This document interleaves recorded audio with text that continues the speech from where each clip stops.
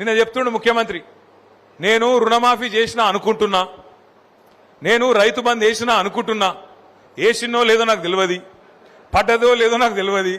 మరి నువ్వెందుకు పికనికా?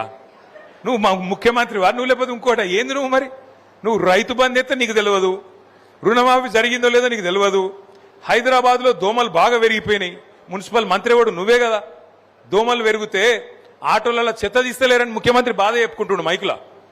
ముఖ్యమంత్రి నువ్వు గట్లా మాట్లాడచ్చునా? ఏం మాటలు అవి?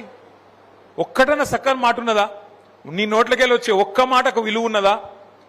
గరీబోళ్ళ ఇండ్ల మీద వాడి కూలగొట్టుడే కాకుండా నిన్న చెప్తున్నాడు ముఖ్యమంత్రి, నేను ఈ చెర్ల ఉన్న ఈ చెర్ల పొంట ఉన్న కొన్ని బిల్డింగ్లను బ్లాక్ చేసిన, వాటికి రిజిస్ట్రేషన్లు బంద్ చేయించిన, వాటికి ఇప్పుడు వాల్యూ జీరో ఉన్నది, జీరో వాల్యూ అయిపోయింది అది అని మాట్లాడుతుండు.